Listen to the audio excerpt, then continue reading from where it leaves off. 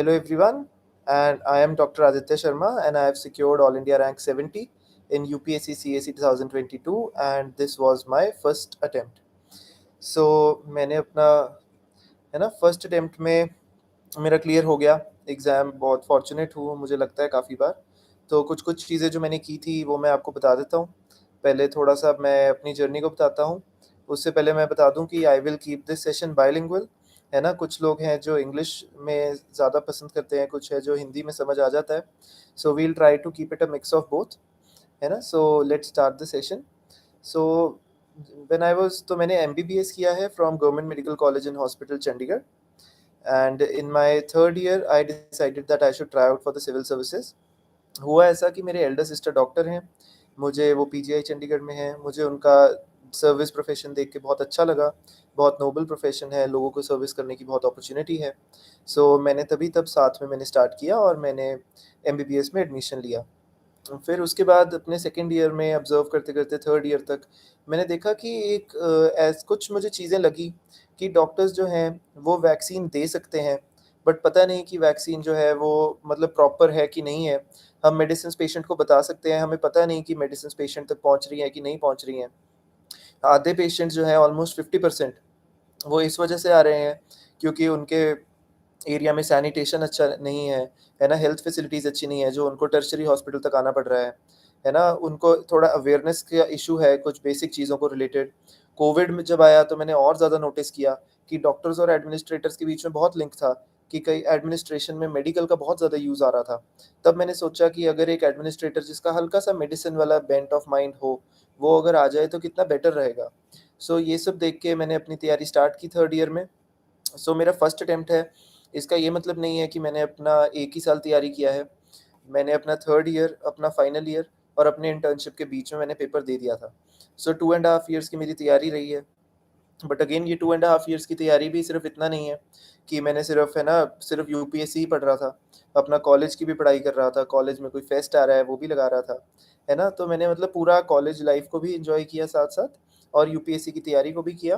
थोड़ा-सा टाइम से स्टार्ट कर दिया तो मुझे लगता है उसका बेनिफिट हुआ कि अपने इंटर्नशिप के बीच में मैंने प्री लिख दिया था। फिर उसके बाद मेंस दिया, फिर इंटरव्यू दिया और फर्स्ट अटेम्प्ट में ही क्लियर हो गया। सो ये मेरी जर्नी रही है ब्रीफ सी, तो मैं आपको बताता हूँ। सो थोड़े-थोड़े जैसे कुछ और मेजर डाउट्स भी होते हैं। पहले चलो मैं आप लोगों के कुछ-कुछ डाउट्स हैं, तो वो थोड़े-थोड़े क्लियर कर देता हूँ। उसके बाद फिर मैं है ना, जो मुझे लगता है ज़रूरी वो मैं आपको बताता हूँ। सो प्री रिलेटेड डर लग रहा है। यार देखो, प्री ना सब मैं आपको बताता हूँ पूरे प्रोसेस का, चाहे यूपीएससी का प्री मेंस इंटरव्यू है, सबसे डरावना और सबसे मुश्किल फ़ेज़ है प्रीलिम्स। क्योंकि प्रीलिम्स में इतनी ज़्यादा अनप्रेडिक्टेबिलिटी है, कुछ नहीं समझ आता है क्वेश्चंस में, कई बार रैंडम क्वेश्चंस आते हैं, है ना? बाहर-बाहर से क्वेश्चंस आते हैं, तो वो बहुत ज़्यादा मुश्किल है प्री रिलेटेड और उसमें डर लगता है बिल्कुल यार, मुझे खुद बहुत डर लग रहा था 1 दिन पहले। बट इसका ये मतलब नहीं है कि हम डर जाएँगे, पेपर वाले दिन नहीं हमने बस डरना है, उससे पहले एक मिनिमम अमाउंट ऑफ स्ट्रेस, एक मिनिमम अमाउंट ऑफ फ़ियर वो होना ज़रूरी भी है, तभी हम लोग अपने आप को पुश करेंगे पढ़ाई करने के लिए।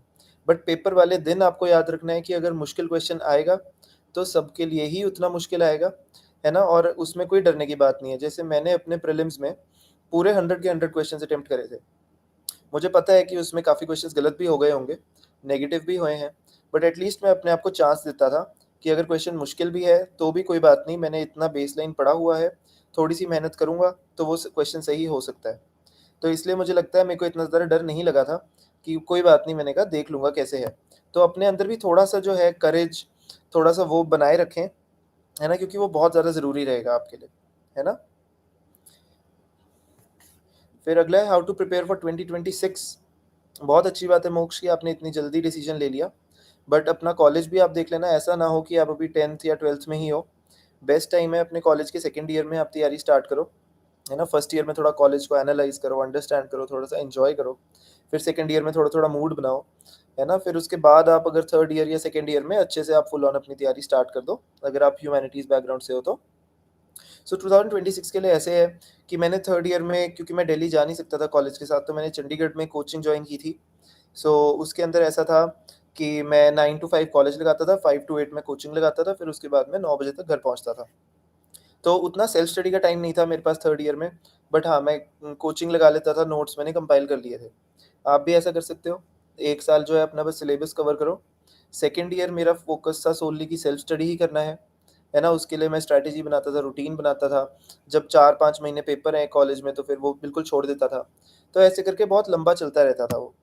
तो सेकंड ईयर आप अपना सेल्फ स्टडी करना, और थर्ड ईयर, और एक बार जब आपका सिलेबस खत्म हो गया अपने फर्स्ट ईयर में, उसके बाद आप साथ ही साथ रिवीजन के आंसर राइटिंग स्टार्ट कर देना। अभी आप फर्स्ट ईयर में अगर हो तो अपना साथ साथ थोड़ा ऑप्शनल सोचो क्या करना है। ऑप्शनल ज़रूरी नहीं है ग्रेजुएशन वाला होना चाहिए, बट अगर ग्रेजुएशन वाला है ऑप्शनल और आपको लग रहा है कि वो थोड़ा इंटरेस्टिंग है, तो आप ज़रूर वो ले सकते हो अपना ऑप्शनल, है ना? बट मोस्टली डिपेंड करता है कि थोड़ा सा आप अपना ना इंटरेस्टिंग करना। मेरा ऑप्शनल यार मेडिकल साइंस था, है ना? मैंने एमबीबीएस किया है। मैंने ये सोचा था कि चलो अभी फर्स्ट अटेम्प्ट है, तो मैं फ्रेश ग्रेजुएट ही हूँ, तो मुझे मेडिकल साइंस का थोड़ा बहुत आता है। तो मैंने पीवाईक्यूज़ वगैरह अच्छे से सॉल्व किए थे, और मेडिकल साइंस मेरे लिए वर्कआउट कर गया। सो इसलिए ऐसे था। और तो इसलिए है ना, ऐसे अपना ऑप्शन डिसाइड करना सेकंड ईयर में, साथ-साथ रिवीजन और आंसर राइटिंग करना। और अपने थर्ड ईयर में आप अच्छे से आपने कर लिया है, लास्ट के आप 4-5 महीने फुल्ली प्री के फोकस करना, और उसके बाद अपना प्रीलिम दे देना। तो आपके पास बहुत टाइम है, लगे रहो, है ना? अच्छे से करते रहना। Sir is 11th month enough to get single digit rank if I start from scratch from July? तो देखो यार, इस बात की गारंटी नहीं है। वो हर एक का वेरी करता है कि है ना, कितना टाइम आपको लगेगा तैयारी करते हुए। 11 मंथ्स का ऐसे है कि हाँ, फिर आपको अपना सिलेबस 6 महीने के अंदर कवर करना पड़ेगा। चाहे दिन में 2-2 क्लासेस लगाओ सिलेबस की, और 6 महीने में कवर करो। फिर उसके बाद लास्ट के जो आपके 5 महीने हैं, उसमें आप थोड़ी-थोड़ी आंसर राइटिंग स्टार्ट करो और रिवीजन करो। तो पर आपको बहुत ज़्यादा मेहनत करनी पड़ेगी 11 महीने में करने के लिए, बट पॉसिबल है, लोगों ने किया है, पर आपको ज़ोर बहुत लगाना पड़ेगा, है ना? निशिका 2025 के लिए भी बिल्कुल सिमिलर प्रोसेस है। अपना 1 साल का कोचिंग करो, जो ये वाला साल है आपका, अगर आपने ऑलरेडी थोड़ा बहुत कर लिया है, बहुत अच्छा। या आप अपने हिसाब से सेल्फ स्टडी करो बुक से, है ना? फिर सेकंड ईयर में आप उसको रिवाइज़ करो, अपने नोट्स को सशक्त करो, थोड़ा-सा स्ट्रॉन्ग करो, और उसके बाद आप अपना जो आपका पेपर होएगा प्री से पहले 2-3 महीने सोल्ली फॉर प्री रख लो। अभी से ऑप्शनल थोड़ा-थोड़ा फिगर आउट करना, ऑप्शनल का सिलेबस, ऑप्शनल के पीवाईक्यूज़, ये 2 चीज़ें बहुत ज़रूरी हैं, इसके लिए करना। इसी बात पे मैं थोड़ा-सा प्री का भी बता देता हूँ कि मेरा कैसा अप्रोच रहता था। प्री के लिए ऐसा था कि मेरा तैयारी का मेन फ़ोकस हमेशा प्रीलिम्स रहा था स्टार्टिंग में, क्योंकि ऐसा होता है ना कई बार कि यार प्री नहीं निकलता है। So there is also some societal pressure कि लोग बोलेंगे यार अभी तक आपका इसका तो प्री भी नहीं निकला। तो थोड़ा-सा इश्यू आ जाता है कई बार, है ना? तो उसको हमने थोड़ा बहुत टैकल करने के लिए मैंने सोचा था कि चलो प्रीलिम्स दे देते हैं। एटलीस्ट प्रीलिम्स निकलेगा तो थोड़ा-सा मेंस का भी उसके बाद मैं कर लूँगा। तो मेरा मेन फ़ोकस प्रीलिम्स था। मैंने अपनी सारी कोचिंग के नोट्स जो थे उसमें मैंने स्टैंडर्ड बुक्स, जैसे कि हमारी लक्ष्मीकांत हो गई, मॉडर्न हिस्ट्री की हमारी स्पेक्ट्रम हो गई। चलो बुक लिस्ट भी साथ-साथ बता देता हूँ मैं, अगर कोई सुन रहा है ना तो बाद में आप लोग इसको नोट भी कर लेना, है ना?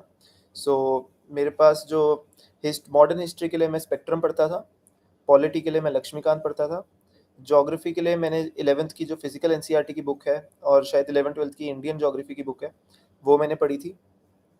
है ना? और उसके साथ-साथ जीसी लियोंग वाला बुक पढ़ी थी मैंने क्लाइमेटोलॉजी वाले पार्ट के लिए।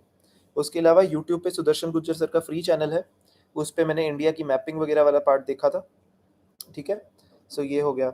उसके बाद हमारा इकोनॉमी है, इकोनॉमी के लिए मैंने एक नितिन सिंघानिया सर की बुक थी, है ना? वो मैंने देखी थी, पर मुझे उतना नहीं पढ़ पाया था मैं उसको, मुझे उतना उसका फ़ॉर्मेट पसंद नहीं आया। तो मैंने क्या करा कि मैंने मृणाल सर के यूट्यूब पे इकोनॉमी के लेक्चर्स देखे, प्लस कोई भी कोचिंग के नोट्स आप ले सकते हो। उन 2 क्लासरूम नोट्स से मृणाल सर के मैंने अपने खुद नोट्स बनाए हाथ से, और फिर मैंने वो उसमें मिक्स कर दिए। सो इकोनॉमी के लिए मेरा ये था, है ना? इसके अलावा कौन-सा है सब्जेक्ट, है ना? और इसमें फिर आपका एंशिएंट मिडीवल हिस्ट्री आ जाता है अलग से। उसके अंदर मैंने किया था कि नितिन सिंघानिया सर की जो बुक है कल्चर की, उनके मेरे पास हैंड रिटन नोट्स थे। मैंने वो पढ़े थे, उसमें भी 5 इम्पोर्टेंट ज़्यादा टॉपिक थे, वो मैं आपको बता देता हूँ।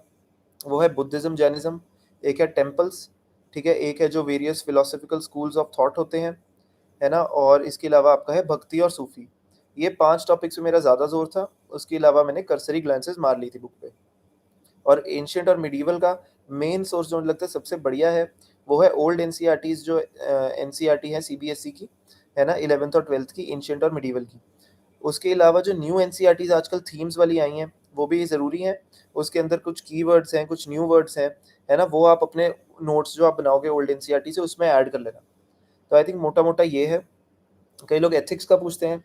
एथिक्स का मेरे लिए बहुत ज़्यादा सोर्स इनिशियली नहीं था, मुझे समझ नहीं आ रहा था कहाँ से करना है। मेरा मेजरली तैयारी प्रीलिम्स के बाद हुई थी एथिक्स की।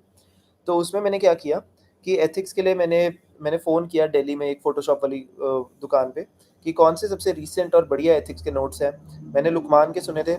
वो कहते बट लुकमान के जो नोट्स हैं वो अभी तक है ना 2020 के बाद अपडेट नहीं हुए उन्होंने कहा। तो उन्होंने कहा कि है ना वो आप वाजीराम की नई बुक आई है आप वो ले लो। तो मैंने वाजीराम के नोट्स ले लिए थे।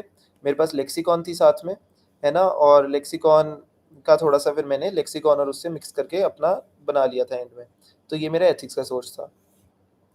लोग पूछ रहे हैं एजुकेशनल बैकग्राउंड। यार आई एम अ डॉक्टर, मैंने एमबीबीएस किया है government medical college and hospital Chandigarh से। हेलो मलिका, आई नो आप 2021 बैच के हो, है ना? आप सेकंड ईयर एमबीबीएस में कर लो स्टार्ट तैयारी, कोई इशू नहीं है ना? अपना कॉलेज बट साथ-साथ एन्जॉय करना, है ना? सो और क्या है, how many attempts did you take? Aman यार मेरा फर्स्ट अटेम्प्ट ही था ये अभी, है ना?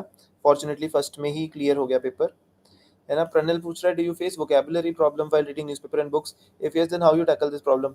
यार मुझे पर्सनली, मैं झूठ नहीं बोलूँगा, मुझे इतनी दिक्कत नहीं आई वोकैबुलरी की। मेरा हमेशा से हॉबी रीडिंग रहा है, सो मेरे को थोड़ा रीडिंग की आदत थी। But at the same time कई वर्ड्स ना ऐसे होते हैं कि आपको लाइन आप पढ़ते हो ना तभी तब समझ आ जाते हैं। तो उनके लिए ढूँढने की ज़रूरत नहीं पड़ती स्पेशली। आप उस वर्ड को 4 बार पढ़ोगे आपको समझ आ जाएगा। बट कई वर्ड्स हैं जो नहीं समझ आते, कई बार मुझे भी नहीं आते, तो नेट पे सर्च कर लो या डिक्शनरी रख लो। पर थोड़ा टाइम के साथ होएगा वो सब, है ना? निखिल कह रहे हैं please reply. Sir I am from Punjab Amritsar, I have a complaint against Khalsa college, they are not giving final result on time. यार वो तो फिर आप ना एक रिटन से अपना लेटर लिखो अच्छे से और वो अपने डिपार्टमेंट में वहाँ सबमिट करा दो। आई एम प्रिटी श्योर वो कर देंगे, है ना? इसमें कोई इश्यू नहीं है। कई बार होता है कि टाइम से नहीं मार्कशीट रिलीज़ आती है, उसमें पूरा रीज़न लिखे ना कि मेरा एग्ज़ाम है, मुझे अप्लाई करना है, प्लीज़ मुझे प्रोवाइड कर दिया जाए। वो नहीं सही तो कुछ प्रोविज़नल अप्लाई कर दिया जाए। आई एम श्योर वो एक तुम लेटर अच्छा सा लिखोगे ना, तो फिर वो मिल जाएगा, है ना?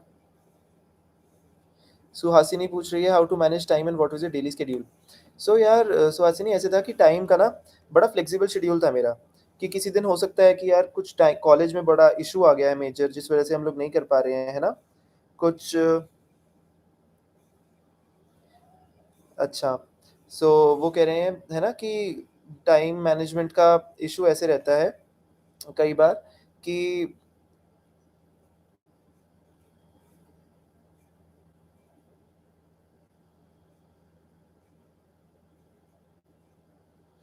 सो फिर टाइम मैनेजमेंट कैसे था कि बहुत फ्लेक्सिबल शेड्यूल है कि मैं ना टारगेट बनाता था 15 डेज़ के। ऐसा नहीं था कि मैं डेली कि आज मैंने इतना करना ही है, इतना करना ही है कि यार आज तो इतना करना ही है। मुझे पता है कई बार हम कॉलेज में होते हैं, है ना? या हम लोग अपना साथ-साथ कुछ ग्रेजुएशन में हैं या कोई जॉब कर रहे हैं, तो टाइम नहीं मिलता डेली बेसिस पे, है ना? कि आज इतना 6 घंटे देने ही देने हैं। कई बार 2 घंटे दे दिए, कई बार नहीं दे पाए। सैटरडे, संडे बिल्कुल फ्री हो गए तो 8-9 घंटे दे दिए। तो आपने अपना टारगेट ओरिएंटेड पढ़ाई करनी है रादर दैन कि कितने घंटे हम डेली कर रहे हैं।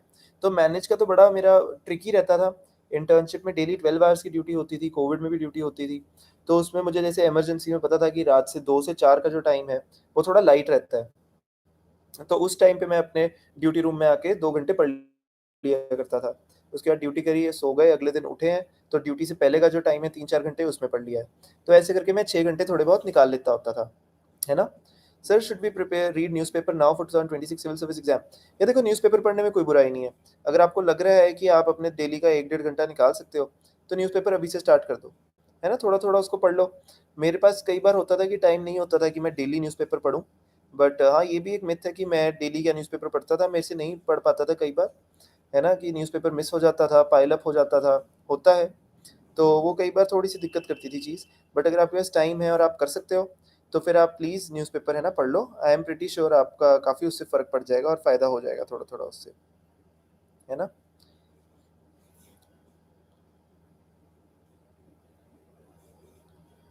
और क्या डाउट्स आ रहे हैं? How did I prepare for CSAT?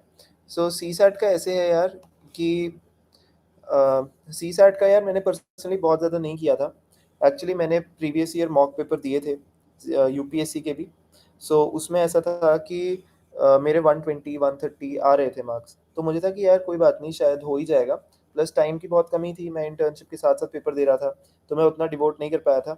So ultimately paper मुझे थोड़ा-सा मुश्किल लगा, मेरे 100-105 नंबर आए हैं सीसैट में, तो फिर भी डिसेंट है ना? इतने ही चाहिए थे। इस साल का पेपर मुझे पता है और भी मुश्किल है।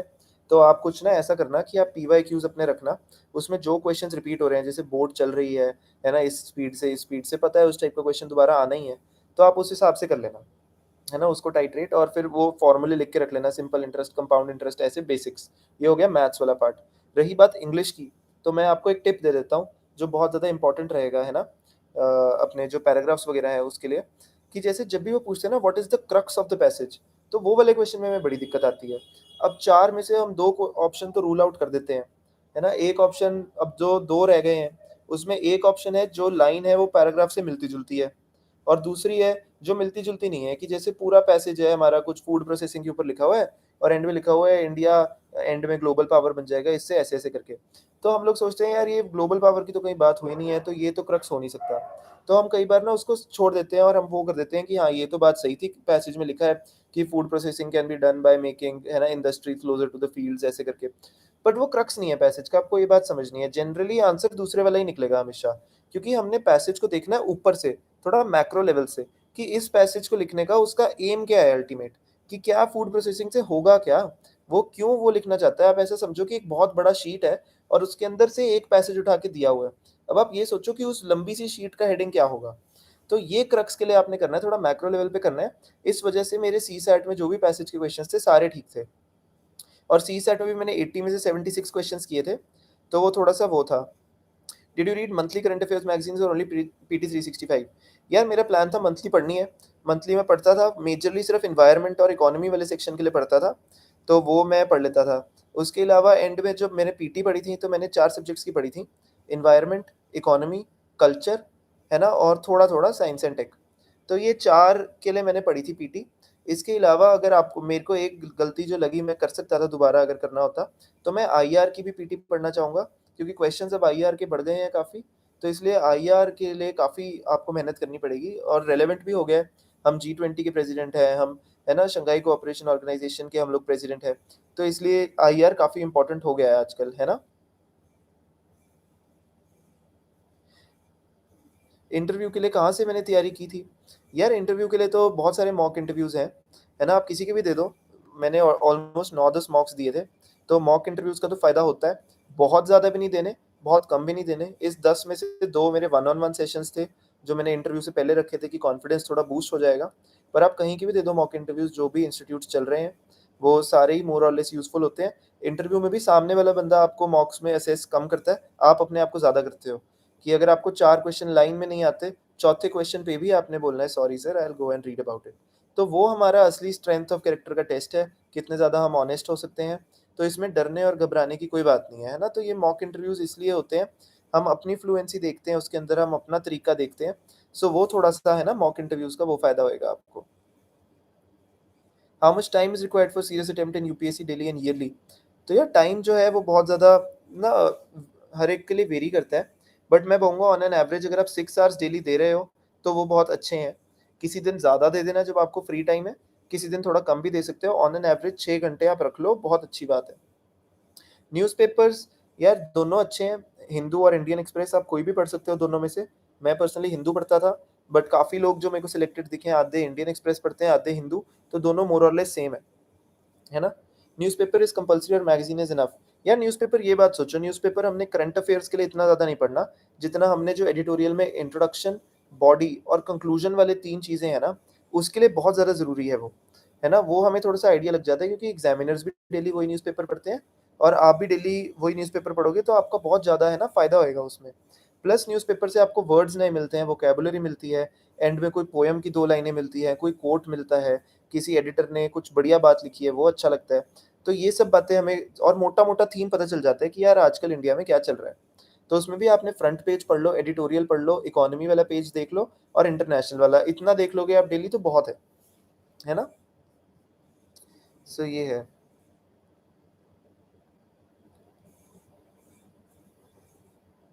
सिविल सर्विसेज़ बहुत रिस्की है ना? ऑड्स बहुत कम है, बिल्कुल सही बात है। It is a zero sum game.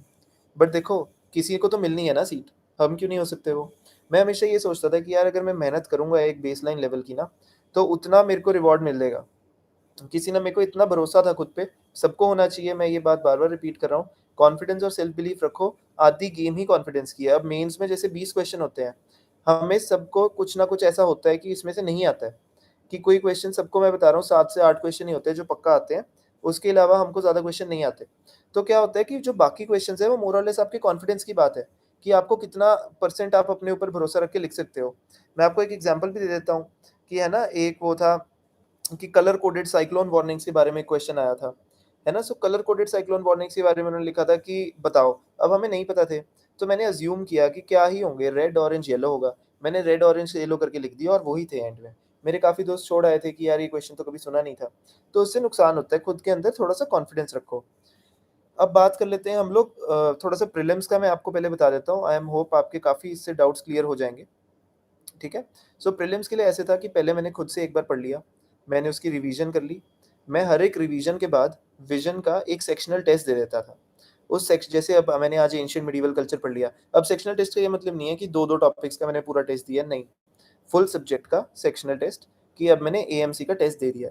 उसमें अगर मेरे 100 प्लस मार्क्स आ रहे हैं तो मतलब ठीक है, अगर 100 प्लस से कम है, तो देखा कि कौन से टॉपिक्स में से कम है, वो टॉपिक्स दोबारा अच्छे से पढ़ लिए। है ना? ऐसे-ऐसे करके मैंने अपने सारे सब्जेक्ट्स का काम किया। जो भी उन टेस्ट में गलतियाँ हो रही थी, मैंने उनको अपने नोट्स में ऐड कर लिया। लंबा काम है बट ज़रूरी है ना? ये मेरी स्ट्रैटेजी थी प्रीलिम्स की। तो प्रीलिम्स के मैंने टेस्ट दिए, जब एंड में टाइम आया, जब फ़ेब, मार्च, अप्रैल, मई वाला टाइम आया, मैंने फुल लेंथ टेस्ट टोटल दिए थे 15। 15 से ज़्यादा नहीं दिए थे। 15 के अंदर मोस्टली मेरे सारे ये विज़न के थे। एक मेरा फोरम का था और एक वाजीराम का था। है ना? 15 फुल लेंथ टेस्ट थे। लोग बोलते हैं 10-10 हज़ार पेपर करो, 10-10 हज़ार क्वेश्चन्स करो, बट बात ये है ना, पेपर तो हम कर लेंगे। दिक्कत ये आती है कि हम लोग उन पेपर आंसर्स को ना समझ नहीं पाते। हम इतने आंसर्स पढ़ ही नहीं पाते। आप कभी टेस्ट आपने खुद भी दिया होगा। टेस्ट करने से ज़्यादा टाइम उसको चेक करके आंसर्स देखने में लगता है। तो अगर मैंने 15 टेस्ट कर लिए, मैंने 1500 क्वेश्चन कर लिए। अब उन सबके जो मेरे को मुश्किल क्वेश्चन्स लग रहे थे, वो मैंने आंसर्स में मार्क कर लिए कि यार ये वाला आंसर मैंने दोबारा पढ़ना है। ये वाला आंसर जब मैंने दोबारा पढ़ लिया है ना? उसके बाद अब मैंने अपने उसको नोट्स में ऐड कर लिया। तो अब मेरे वर्चुअली 1500 क्वेश्चंस का जो आंसर्स हैं, वो मेरा मटेरियल ही बन गया एक तरह से फुल लेंथ का। इससे ज़्यादा टेस्ट आपकी मर्ज़ी आपको करना है, बट मैं बोलूँगा इतने टेस्ट सफिशिएंट है। तरीका समझना होता है बस अटेम्प्ट करने का, बाकी क्वेश्चंस का तो कोई अंत नहीं है और सेम क्वेश्चन तो कभी आएगा नहीं। इसलिए है ना, थोड़ा-सा ज़्यादा लगता था इश्यू, है ना? और medical science versus anthropology for MBBS student. यार देखो, मेडिकल साइंस ना अच्छा ऑप्शनल है, क्वेश्चंस प्रेडिक्टेबल हैं, पीवाईक्यूज़ आप देखोगे अच्छे से आपको लगेगा कि हाँ यार, हमें प्रॉफ में भी वही पढ़ाते हैं, है ना? तो फिर थोड़ा-सा मेडिकल साइंस का ऐसे करके चलता है वो। है ना? तो मेडिकल साइंस आप ले सकते हो, बट मैं आपको बता दूँ, medical science is a very vast optional, it is not scoring. अगर आप अपनी ग्रेजुएशन में हो then medical science is fine. आप अपने प्रॉफ के पेपर के साथ-साथ मेडिकल साइंस के भी नोट्स बनाओ। ये एक और थोड़ा-सा फंडामेंटल दिक्कत थी मेरे उसमें, कि मैं अपने प्रॉफ के साथ-साथ यूपीएससी वाले मेडिकल साइंस को नहीं पढ़ पाया था। मैंने अलग-अलग से रखा था कि यार अभी देखते हैं, मैं फर्स्ट अटेम्प्ट में एक्सपेक्ट भी नहीं किया था जब मैं स्टार्ट कर रहा था तैयारी ना। But anthropology is also good optional. There are many doctors who have taken anthropology, है ना? इस बार भी टॉप 100 में बहुत हैं डॉक्टर्स जिन्होंने एंथ्रो लिया होगा। टोटल सिलेक्शंस में एंथ्रो लिया है डॉक्टर्स ने एंड अच्छा स्कोर रहा है एंथ्रो का इस बार। जैसे मेडिकल साइंस हाईएस्ट इस साल 287 रहे हैं, एंथ्रो में 315 भी हैं। है ना? It is your option, it is your choice. अगर आपको देख के लग रहा है कि नहीं है बहुत बढ़िया, तो इसलिए एंथ्रो में मज़ा नहीं आ रहा, तो मेडिकल साइंस ले लो। अगर मेडिकल साइंस में मज़ा नहीं आ रहा और एंथ्रो देख के आपको लग रहा है पीवाईक्यूज़ और सिलेबस की हाँ मैनेज हो जाएगा, then you can take that. But again I will say medical science is not scoring and medical science is very vast, है ना? ये 2 दिक्कतें हैं। मेरा पेपर बहुत अच्छा हुआ था मेडिकल साइंस का, पर उतने बढ़िया उन्होंने मार्क्स उसमें नहीं दिए। इसलिए ये थोड़ा-सा दिक्कत रहता है ना? ग्रेजुएशन लास्ट ईयर है, यूपीएससी की प्रिपरेशन करना चाहता हूँ। हिंदी मीडियम के लिए, यार हिंदी मीडियम के लिए तो मेरे को ऐसे स्पेसिफिकली पता नहीं है। मेजरली आई थिंक बुक्स तो सेम ही रहती हैं। तो ग्रेजुएशन लास्ट ईयर है, आप इस साल अपना पूरा सिलेबस कवर करो और नेक्स्ट ईयर आप सेल्फ स्टडी कर दो और साथ-साथ पेपर दे दो, है ना? तो आई थिंक आपका वो ठीक हो जाएगा। अच्छा, हमने बात कर ली थी प्रीलिम्स की। अब एक बार मैं मेंस का भी बता देता हूँ कि कैसे करना है हमने, है ना? सिलेबस कैसे देखना है, उसके पीवाईक्यूज़ कैसे करने हैं। और क्योंकि मेरे पास सिर्फ 3 महीने ही थे, तो बहुत दिक्कत आई थी मुझे मेंस में। बट मेंस में मेरे जीएस में इस साल ऑलमोस्ट हाईएस्ट ही है, मतलब टॉप 10 में तो मिनिमम है ही है। 446 है मेरा जीएस का टोटल और एसए में भी इस बार थोड़े हाईएस्ट हैं, 130 हैं। जीएस और एसए के लिए मैं आपको बता सकता हूँ काफ़ी अच्छा। ऐसे था, मैंने बहुत ज़्यादा आंसर राइटिंग नहीं की थी जब मैं मेंस का स्टार्ट कर रहा था। उस टाइम पे मैंने क्या किया कि मैंने अपना जो पहला पहला 1 मंथ 1.25 मंथ्स जो थे 3 के, वो तो प्री के रिज़ल्ट की टेंशन में ही चले गए। तो तब तक मैं साथ-साथ थोड़ा-सा ऑप्शनल कर रहा था और थोड़ा-सा एथिक्स कर रहा था।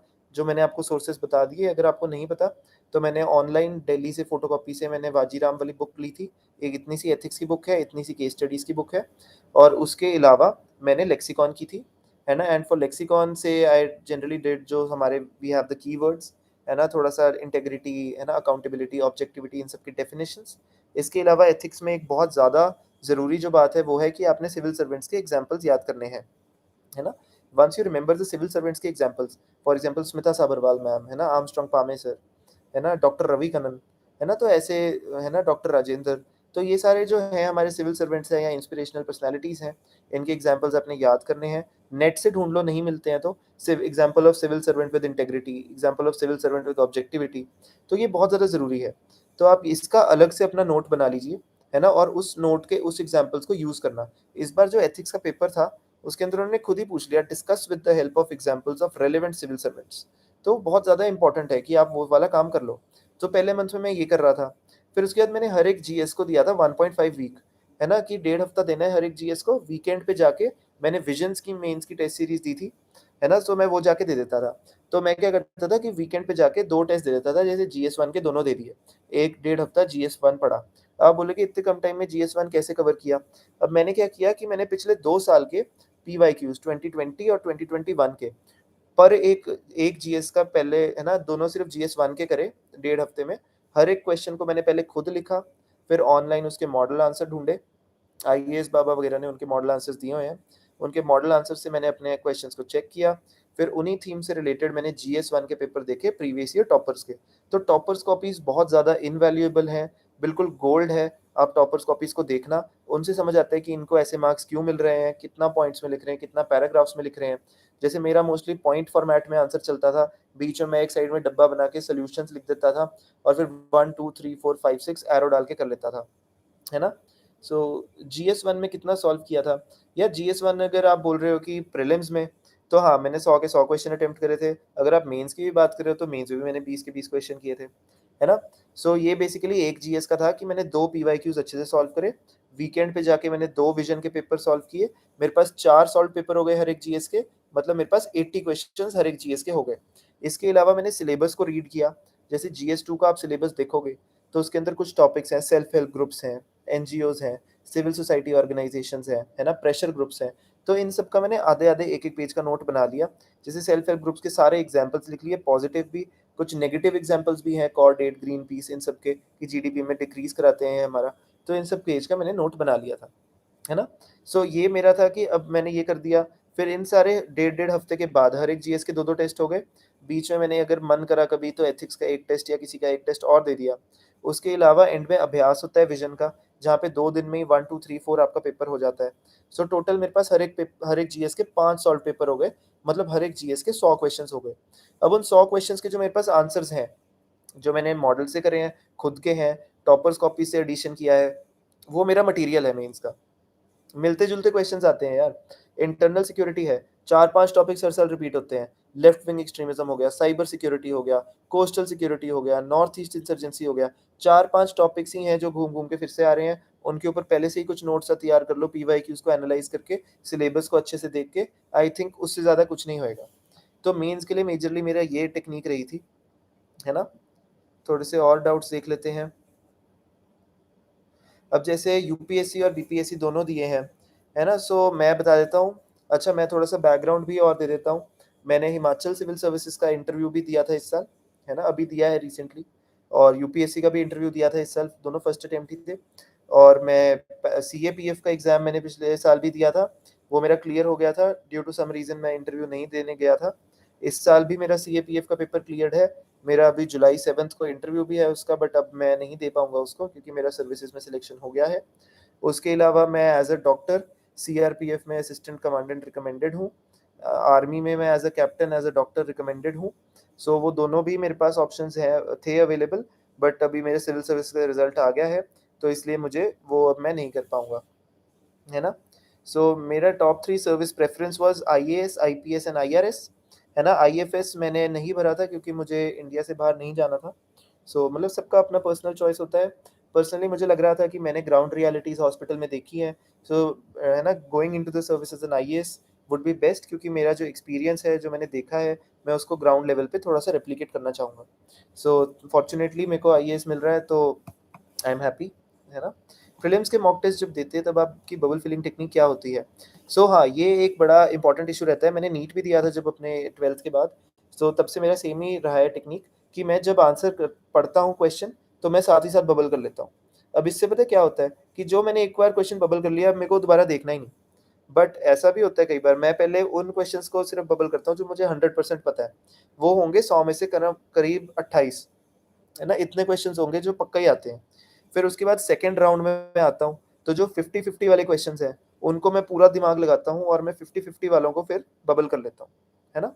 फिर उसके बाद जब मैं थर्ड रीडिंग में आ रहा हूँ, तो मैं 33% वाले क्वेश्चंस पे या 50% वाले जो मैंने कुछ छोड़ दिए हैं, उन पे आता हूँ।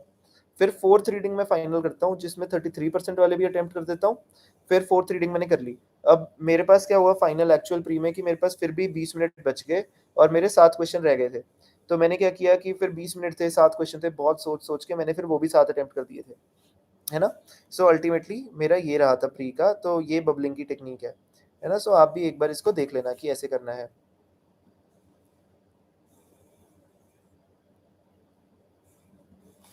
मैं विज़न के ऑफ़लाइन टेस्ट सेंटर पे जाके टेस्ट देता था। चंडीगढ़ में अभी रिसेंटली सेंटर खुला था विज़न का, तो मैंने मो एक रीज़न और भी था कि मैंने विज़न का क्यों किया, क्योंकि ऑफ़लाइन सेंटर अवेलेबल था, वहाँ जाके मैं टेस्ट लिख देता था। वो टेस्ट डेली जाता था स्कैन होके, फिर 10 दिन बाद वो टेस्ट चेक होके मेरे पोर्टल पे मेरे पास आ जाता था। सो इसलिए वो मैंने, है ना, विज़न की टेस्ट सीरीज़ ज़्यादा जॉइन की थी। मेरा फर्स्ट अटेम्प्ट था, मैं एक बार फिर से चलो इंट्रोडक्शन दे देता हूँ और लोग जुड़ गए हैं तो। I am doctor Aditya Sharma, है ना? I have secured all India rank 70 with UP in UPSC CSE 2022। This was my first attempt, my optional was medical science, है ना? I have done MBBS from government medical college and hospital Chandigarh, ठीक है? यार Punjabi literature का आई am not, है ना, very sure कि Punjabi literature का क्या है सिनेरियो। आई हैव हर्ड कि वहाँ से काफ़ी लोगों का क्लियर होता है, ऑल्दो देते भी बहुत कम लोग हैं। बट है ना, I am not the right person to be है ना, आस्किंग फॉर पंजाबी लिटरेचर। मैं जानता हूँ एक दो को जिन्होंने पंजाबी लिटरेचर से किया है, एक सर्विसेज में भी है, सो इसलिए वो है। So yes, my option was medical science, है ना? बबल राउंड करते वक्त छोड़ते हैं तो नेक्स्ट क्वेश्चन पे नर्वसनेस पे कंफ्यूजन हो जाता है, क्या करें? तभी तो मैं आपको कहता हूँ कि आप ट्राई करो कि आप अपना जो है बबलिंग, वो आप बबलिंग साथ साथ कर लो, एक बार अपने पे भरोसा रखो और कर दो बबल। बट थोड़ा सोच के कि हम इस बार ही कर रहे हैं। काफ़ी क्वेश्चंस में मैं सर्कल मार लेता था कि यार इन क्वेश्चंस पे दोबारा आना है। कई बार होता था कि सेकेंड राउंड थर्ड राउंड तक भी नहीं मुझे पता चल रहा कि यार क्या मुझे इसको करना है कि नहीं करना है। तो है ना, थोड़ा सा इशू आ जाता था।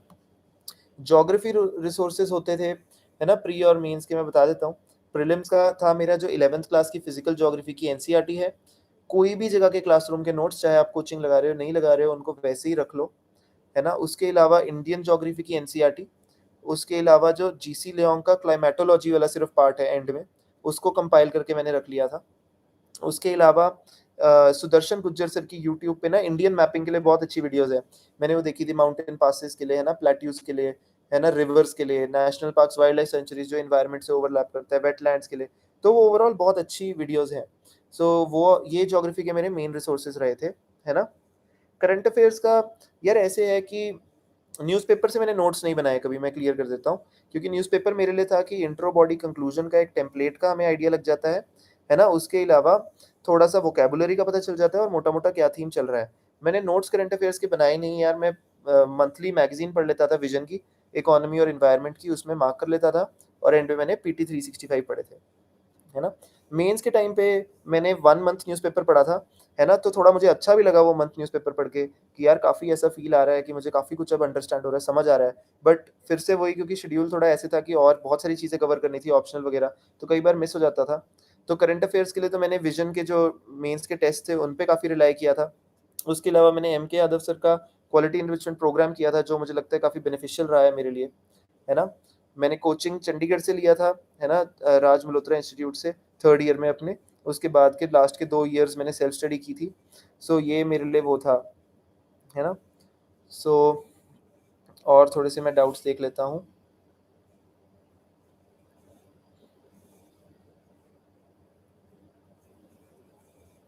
या किसी का डाउट मिस हो गया है तो आप फिर से भी पूछ सकते हो नीचे।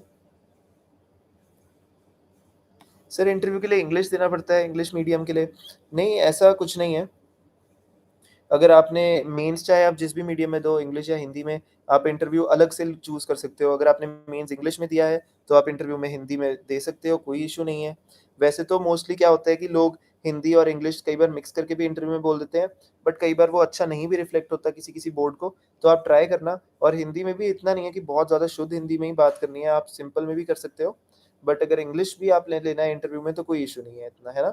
बट ट्राई रखना कि या तो इंग्लिश लिया है तो इंग्लिश में ही बोलना है, हिंदी लिया है तो हिंदी में भी बोलना। बट कई बार ऐसा होता है कि अगर इंग्लिश में आपने बीच में कुछ वर्ड्स हिंदी के भी बोल दिए, तो इतना माइंड करते नहीं, है ना?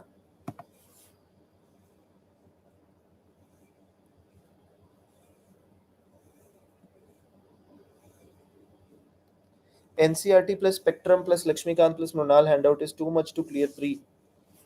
एनसीईआरटीज़ देखो, मैं एनसीईआरटी का भी एक मिथ क्लियर कर देता हूँ कि 6 टू 10th तक की एनसीईआरटी मैंने कभी नहीं पढ़ी थी। मैंने सीधा 11th 12th की एनसीईआरटी पढ़ी थी। तो मुझे ज़रूरत नहीं लगी कि मेरे को, है ना, और एनसीईआरटी पढ़नी चाहिए। मैं रादर उसके अलावा एक स्टैंडर्ड बुक साथ में पढ़ लेता था। बट अगर आपको लग रहा है कि आपको नहीं, है ना, मज़ा आया 11th 12th की पढ़ के, या और नहीं, या समझ नहीं आया कुछ, तो आप ज़रूर एक-एक क्लास नीचे की एनसीईआरटी धीरे-धीरे उठा के आप स्टार्ट कर सकते हो। बुक लिस्ट मैं एक बार फिर से रिपीट कर देता हूँ, वैसे मैं इस वीडियो में कर चुका हूँ, है ना? सो है ना, ज्योग्राफी के लिए मैंने बता दिया, physical geography, Indian geography 11th 12th वाली।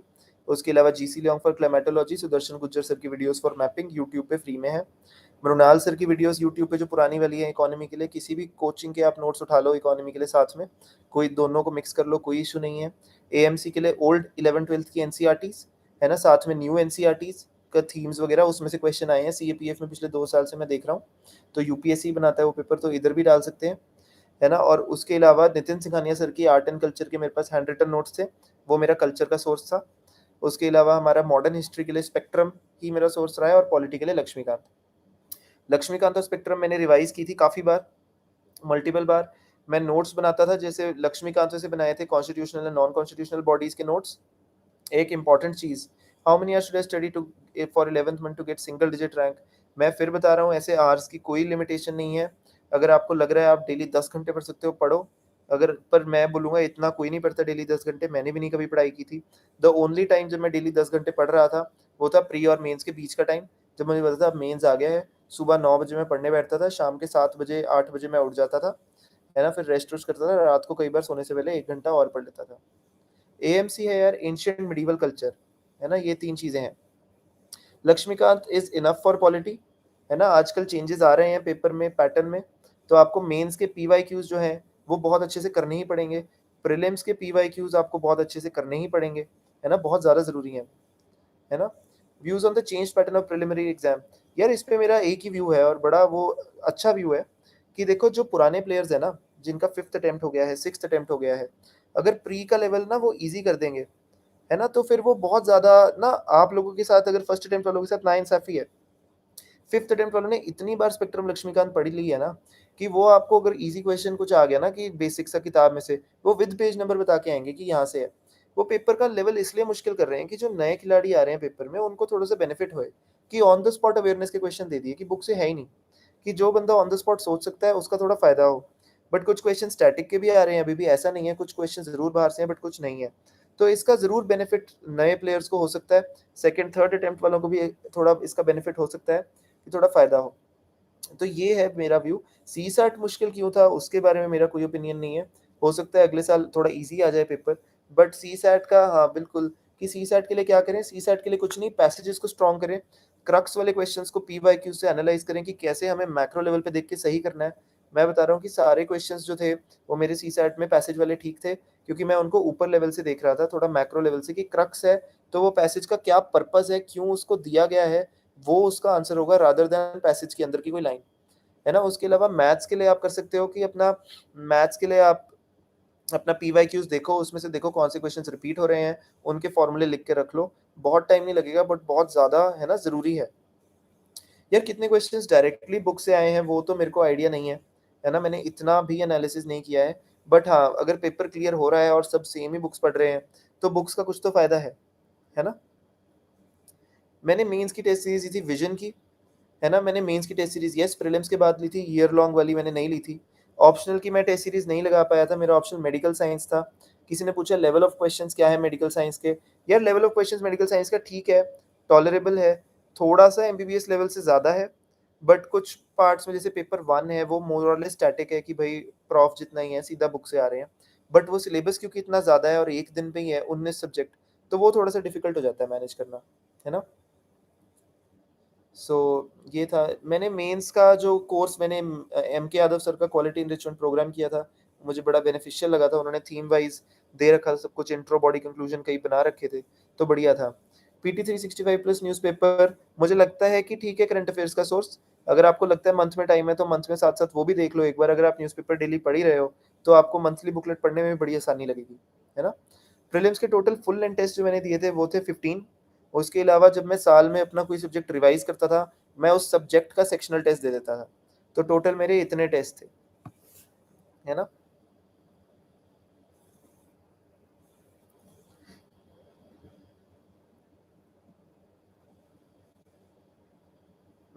और कौन-सा क्वेश्चन है? यार प्रीलिम्स को देख के रिसोर्सेज तो देखो यार इतने ही है, रिसोर्सेज तो आई डोंट थिंक कोई बहुत है ना न्यू है या चेंज होएंगे। वो एग्जाम का पैटर्न ही ऐसा है कि आप कोई भी नई बुक उठा लो, वो फिर भी उसके बाहर से क्वेश्चन दे सकते हैं। बट ये बेसलाइन बुक्स की बेसलाइन नॉलेज स्टैटिक हमें रख के जानी है। और अभी भी मैं बता रहा हूँ, प्रीलिम्स और मेंस दोनों में मेन चीज़ है कि बिना डरे आपको पेपर में बैठना है, अपना दिमाग क्लियर रख के। चाहे क्वेश्चन दिखने में मुश्किल है, एक बार उसको फिर भी ट्राई करो, उस पर टाइम लगाओ, उसको जोर डालो, है ना? कुछ भी है उसको कोशिश अच्छे से करो। अगर कोशिश अच्छे से करोगे बिना डरे, तो आई एम प्रीटी श्योर कि है ना paper would become very easy, और है ना टॉलरेबल है कि पास हो जाएगा पेपर, है ना? हमने टॉप नहीं करना, हमने कट ऑफ क्लियर करना है ना? मेंस में अलग बात है। मेंस में तो आपको जितना आप लिख सकते हो आपको बेस्ट लिखना है। मेंस में अगेन बहुत ज़्यादा बात जो है वो प्रेजेंटेशन की रहती है, कंटेंट की भी बात है। और कई लोग ना डरते हैं पहला आंसर लिखने से पहले, मैं भी डरता था कि यार क्या होगा, है ना? कैसे मैं आंसर लिख लूँ, मेरे को तो अभी इतना आता ही नहीं है। आपने एक बार सिलेबस पढ़ लिया ना, आपको आता है। आप बस एक बार लिखना शुरू करो। आप एक बार लिखना शुरू करोगे तो आपको बहुत ज़्यादा बेनिफिट लगेगा, आपको बहुत ज़्यादा फ़ायदा होएगा, है ना? तो उससे बहुत ज़्यादा एक फर्स्ट आंसर लिखने का ही डर लगता है, उसके बाद जो सब्सिक्वेंट आंसर्स हैं वो बहुत ईज़ी हो जाते हैं लिखने में। और आपको धीरे-धीरे ग्रेजुअली आपको अपने आंसर्स में चेंज दिखेगा। आप लिखो तो सही आंसर्स पहले, मटीरियल अपने आप आ जाएगा। और कोई भी ऐसा सोर्स नहीं है जहाँ मैं बोलूँ कि हाँ, ये वाला क्वेश्चन है मेंस का same to same word to word दिया हुआ था। अब मैं आपको एग्जांपल भी दे देता हूँ। जैसे वो क्वेश्चन आया था इस बार कि causes of famine in mid 18th century in India. पहले तो आइडेंटिफाई करना है कि मिड 18th सेंचुरी कौन-सा है? वो है 1750s वाला पार्ट, है ना? तो उसके अंदर फेमाइन के कॉजेज़ पूछे थे। अब कहीं वो क्लैरिटी से दिए नहीं हुए हैं कहीं पे भी। तो आपको वहाँ पे ऑन द स्पॉट दिमाग लगाना था कि मिड 1750s में क्या हुआ? है ना? हमारा उसके बाद क्या हुआ? बैटल ऑफ प्लासी हुआ, बैटल ऑफ बक्सर हुआ, है ना? उसके बाद इतने सारे एंग्लो मराठा वॉर्स वगैरह उसके बाद स्टार्ट हो गए थे। तो मल्टीपल बैटल्स में ब्रिटेन फँसा हुआ था ब्रिटिश, तो उन्होंने क्या किया कि फूड ग्रेन्स को डाइवर्ट कर दिया, तो लोगों तक वो पहुँचे नहीं। उसके अलावा उस टाइम इंडस्ट्रियल रेवोल्यूशन आया था ब्रिटेन में, तो उन्होंने यहाँ पे इंडिगो कल्टीवेशन वगैरह स्टार्ट कर दिया था। यूएस में रिवोल्ट था, तो उनको कॉटन की ज़रूरत थी अपने आईआर के लिए, तो उन्होंने क्या किया, इंडिया में कॉटन की कल्टीवेशन ज़्यादा स्टार्ट कर दी। उस टाइम पे ये लैंड रेवेन्यू सिस्टम जैसे परमानेंट सेटलमेंट वाला सिस्टम आया था, तो उन्होंने सारे टॉपिक्स को कंबाइन करके एक इंडिविजुअल क्वेश्चन बनाया था। अब ये आपको ऑन द स्पॉट अवेयरनेस और क्लैरिटी रखनी है कि कैसे हमने 4 टॉपिक्स को इकट्ठे वहाँ पे करके करना है। और मेंस की एक खास बात है कि उसमें हर एक आंसर्स को आपको इंटरलिंक करना है, उसमें आपको बहुत ज़्यादा डायमेंशंस क्रिएट करने हैं। जैसे मेरा एक अप्रोच रहती थी पेस्ट जेम, जिसमें पी है पॉलिटिकल, ई है इकोनॉमिकल, एस है जो आपका अपना सोसाइटल है ना? टी है टेक्नोलॉजिकल, जी है ज्योग्राफिकल, ई है एनवायरमेंटल, एम है मॉरल/एथिकल और टी है टेक्नोलॉजिकल। तो ये मैंने सारे अपने डायमेंशंस जो 7 हैं, इनको मैं हमेशा यूज़ करता था और हर एक डायमेंशन में पॉइंट जनरेट करने की कोशिश करता था। और मैं जो क्वेश्चन है मेंस का ना, उसको आपने सब पार्ट्स में डिवाइड करना है। जैसे कि कोई क्वेश्चन पूछा है तो हाँ, एक हो गया उसकी definition with facts and figures introduction. Second part आपका हो गया जो उसने चैलेंजेस पूछे हैं। थर्ड पार्ट हो गया उसका सॉल्यूशंस, और फोर्थ पार्ट हो गया वे फॉरवर्ड, जो आपका हमेशा ऑप्टिमिस्टिक होना चाहिए। इसके अंदर कई बार और सब पार्ट्स भी हमें जनरेट करने पड़ते हैं। जैसे क्वेश्चन था कि life expectancy in India is increasing, तो what are the challenges and what are the solutions. अब पहले तो आपने बताना है कि लाइफ एक्सपेक्टेंसी इंडिया में इंक्रीज क्यों हो रही है, तो वो एक नया डायमेंशन आ गया, why life expectancy is increasing. कि वो मैंने बता दिया कि क्योंकि उसने पूछा नहीं है क्वेश्चन में, पर मेरे को पता है कि उसने लाइन लिखी है तो उसको समझाना है क्यों हो रही है। गवर्नमेंट स्कीम्स बेटर हो रही है, लोगों की अवेयरनेस बढ़ रही है ना? सोशल सिक्योरिटी नेट्स आ रहे हैं। उसके अलावा then we will start off with the challenges, then the solutions and then the conclusion, कि हमें अपने लॉन्गेविटी डिविडेंड पे काम करना चाहिए और सिल्वर इकोनॉमी को जो जीरियाट्रिक एज ग्रुप की है, उस पे हमें काम करना चाहिए ताकि वो भी इकोनॉमी में मीनिंगफुली कंट्रीब्यूट करे और इंडिया की ओवरऑल ग्रोथ हो। तो ऐसे हम लोग कंक्लूजन की तरफ जाया करेंगे, है ना? आंसर राइटिंग कहाँ से शुरू करें? कहीं से नहीं, खुद से शुरू करो। पीवाईक्यूज उठाओ, लिखना स्टार्ट कर दो। ऑनलाइन फिर उसके मॉडल आंसर से चेक करो। सेम थीम के जीएस1 के टॉपर्स की कॉपी देख लो, है ना? तो ये बहुत ज़्यादा ज़रूरी है। स्पेक्ट्रम के एंड वाले चैप्टर स्किप कर सकते हैं। यार स्पेक्ट्रम में एंड वाले चैप्टर्स हैं, जैसे पुलिस पे है, evolution evolution of civil services है। कभी नहीं पता कोई भी क्वेश्चन आ जाए। ऐसा करो, एक बार उस चैप्टर को पढ़ो, उसके नोट्स साथ ही साथ बना लो। ट्राई करो कि उस एक चैप्टर का एंड वाले का ना 2 पेज में नोट्स बना लो। एक-एक दिन लगा लो 5 चैप्टर्स पे, है ना? 2-2 पेज के नोट्स बना लो, फिर दोबारा नहीं उठानी कभी किताब। ठीक है? According to you what are the main difference between selected candidate and non selected candidate? यार डिफरेंस दोनों के बीच में है रैंक, है ना? और कुछ नहीं है। तो अब जब सिलेक्ट हो गए हैं, रैंक आ गई है, तो हाँ, आ गई है। अब मैं काफ़ी डिज़र्विंग लोगों को जानता हूँ जिनकी रैंक नहीं है, तो वो डिफरेंस सिर्फ रैंक का है। मेहनत सब उतनी कर रहे हैं। थोड़ा-सा ये है कि हाँ, पेशेंस का एक फ़र्क है, थोड़ा परसिस्टेंस का है, और मैं मेन बात फिर कहूँगा एग्ज़ाम वाले दिन अपना क्लैरिटी का है और कॉन्फिडेंस का है। ये ही डिफरेंस है बस। बाकी मुझे लगता है कि सब लोगों को बुक लिस्ट का आइडिया है, बस मेहनत करने की बात है और घबराना नहीं है इस प्रोसेस से। ट्रस्ट करो इसको और रिज़ल्ट आपका अच्छा आएगा बिल्कुल, है ना? Basic mistakes with respect to examination stages which an aspirant must avoid at any cost during prep. Basic mistakes है, पहली, मल्टीपल सोर्सेज। आपने 4 किताबें नहीं रखनी है, 4 किताबें रखनी भी हैं, तो ट्राई करना है कि उन चारों किताबों का हमने एक किताब बना देनी है ना? आपके जो नोट्स हैं, उसके साथ आप स्पेक्ट्रम पढ़ो, स्पेक्ट्रम से नोट्स ऐड करो। आपको लगता है कि यार मैंने ये वाला टेस्ट भी देना है, वो वाला टेस्ट दे दो, उसकी गलतियाँ उसमें ऐड करो। आप मैंने ये वाली वीडियो भी देखनी थी यार इसकी, वो वाली वीडियो देखो, उसको ऐड करो। पर अपने सोर्स आपने सिंगल रखने हैं। पहली मिस्टेक जो नहीं करनी, ठीक है? सोर्स सेम रखना है हमेशा, मल्टीपल नहीं रखना। दूसरी, कि किसी गुरु पे या किसी पे अननेसेसरी रिलायंस नहीं करनी कि सर आपकी शरण में आ गए, अब हमारा पेपर निकल जाएगा। ऐसी कोई बात नहीं होती। आप अपने खुद के बेस्ट मेंटर हो, आप अपने खुद के बेस्ट गुरु हो, अपने पे भरोसा रखो और उस हिसाब से आप अपनी तैयारी रखो। ठीक है? ये मुझे, और अपने पे कॉन्फिडेंस ऐसे रखना है कि आपका खुद से कॉम्पिटिशन है, आपका किसी और से नहीं है। अपनी पिछली बार वाली चीज़ से आपने बेटर परफॉर्म करना है, ये आपका टारगेट होना चाहिए। और तीसरा है, कभी भी रिजल्ट की चिंता नहीं करनी, बस अपना बेस्ट देने पे चिंता करनी है। रैंक की चिंता नहीं करनी, रिजल्ट की चिंता नहीं करनी, उससे अननेसेसरीली फ़ियर क्रिएट होता है। और चौथी बेसिक गलती है कि कभी मत सोचो बहुत ज़्यादा कॉम्पिटिशन है। मेजॉरिटी लोग हो सकता है कि उतना सीरियसली तैयारी नहीं कर रहे हैं। फॉर्म बहुत ज़्यादा लोग भरते हैं। फॉर्म भरना, तैयारी करना और एक्चुअली में पेपर वाले दिन इम्प्लीमेंट करना, तीनों स्टेजेस पे बहुत ज़्यादा फ़र्क है। तो आपने ये चारों चीज़ों को हमेशा माइंड में ध्यान रखना है। ठीक है? शुरू के चैप्टर्स स्पेक्ट्रम के इम्पोर्टेंट हैं, मतलब वहाँ से तो बहुत ज़्यादा इम्पोर्टेंट है। एक तो जो चार्टर एक्ट्स है, उस पे क्वेश्चन कई बार आ जाता है, मुझे नहीं याद होते थे, मैंने स्पेशली उनको अलग से नोट बना के 5-6 बार याद करे थे वो। और सबसे ज़्यादा इम्पोर्टेंट पार्ट मॉडर्न हिस्ट्री का, जो मतलब मुझे लगा पर्सनली, आप अपना पीवाईक्यू का खुद भी एनालिसिस करना, वो है जब एडवेंट ऑफ ब्रिटिश इंडिया में आए हैं, जो अपना 1600 वाला पॉइंट है, वहाँ से लेके 1857 तक का, और उसके बाद 1940 से 1947 तक का, वो बहुत इंपॉर्टेंट है। बीच वाला पार्ट भी इंपॉर्टेंट है, बट जो नेशनल मूवमेंट है ना, वो हम मोर और लेस ना, क्योंकि हम लोग रिलेट कर रहे हैं, स्कूल में भी बहुत अच्छे से पढ़ा था और इंटरेस्टिंग भी रहता है, तो हम पढ़ लेते हैं। जो स्टार्टिंग वाला पार्ट है, ये 1600 से 1857 वाला, और जो 1940 से 47 वाला पार्ट है, ये हम स्किप कर देते हैं, और इसमें से बहुत क्वेश्चंस आ रहे हैं और वो गलत भी होते हैं। तो इसलिए वो बड़ा आप ना इंपॉर्टेंट से ये वाले चैप्टर ज़रूर करना। यार मेंस की टेस्ट सीरीज से पहले आंसर राइटिंग करता था, तो मैं चेक किसी से नहीं करवाता था। मैं मॉडल आंसर से चेक करता था कि क्या पॉइंट मिसिंग है, क्या नहीं है, और मैं अपने जो क्या कहते हैं उसको, टॉपर्स की कॉपी से उनसे असेस करता था, और बाद में भी मैं यही करता रहता था। But majorly model answers plus toppers की कॉपीज, इन दो से खुद के आंसर्स चेक करो, आपको डिफरेंस ज़रूर दिखेगा। What are the chapters to read from Nitin Singhania? वैसे देखो यार, जब आप फर्स्ट टाइम पढ़ रहे हो ना, तो कभी भी ऐसा मत करो कि ये चैप्टर मैं बिल्कुल छोड़ के ही जाऊँगा, है ना? अपनी तरफ से तो आपने बुक पूरी पढ़नी ही है ना? बट अगर मैं आपको 5 सिर्फ इम्पोर्टेंट टॉपिक्स बता देता हूँ, जो मुझे लगता है इम्पोर्टेंट है, ये नहीं है कि सिर्फ यही करने हैं, मैं फिर से क्लियर कर दूँ, ठीक है? तो इसके अंदर एक है आपका बुद्धिज़्म, जैनिज़्म, एक है आपका भक्ति, सूफ़ी, है ना? एक है आपके स्कूल्स ऑफ थॉट, जिसमें आपके न्याय, विशेषिका, ये सब आते हैं, और लास्ट आपका है टेम्पल्स। ये 5 टॉपिक्स आपने अच्छे से करने हैं। इसके अलावा थोड़ा-सा देख लेना, कल्चर की पीटी पे नज़र मारना। जैसे हमें पता था कि लास्ट ईयर रामानुजा जी का स्टैच्यू बना है, तो मैंने रामानुजा जी के स्टैच्यू, है ना, कैसे-कैसे है, उसमें क्या-क्या है, उनकी आइडियोलॉजी विशिष्ट अद्वैत की, ये सब मैंने पढ़ लिया था। थोड़ा-सा हमने स्मार्ट काम करना है। एक चीज़ और करंट अफेयर्स के लिए बता दूँ कि इकोनॉमिक सर्वे अच्छे से करना, बजट अच्छे से करना, यूट्यूब पे कोई वीडियो देख लो, उससे नोट्स बना लो, है ना? समरी पढ़ लो, क्योंकि उसमें से क्वेश्चन आता है, उसके अंदर से खुद आइडेंटिफ़ाई करो। जैसे मैंने देखा पिछले साल का जो इकोनॉमिक सर्वे था, उसपे गति शक्ति और इंफ्रास्ट्रक्चर पे बहुत ज़्यादा ज़ोर दिया गया था। तो मैंने गति शक्ति पे अलग से नोट बनाया था। प्री में भी और मेंस में भी, दोनों में क्वेश्चन आया। तो थोड़ा-सा हमने स्मार्ट काम ऐसे करके करना है ना? Working professional can certainly crack this exam. एक तरह से यार मैं भी वर्किंग प्रोफेशनल ही था, है ना? इंटर्नशिप चल रही थी जब मैंने पेपर लिखा अपना, है ना? मेंस के बाद तक मैं फ्री हो गया था वैसे, इंटरव्यू टाइम तक। तो इसलिए उसमें पर आपको ज़्यादा इतना इश्यू लगेगा भी नहीं इंटरव्यू में।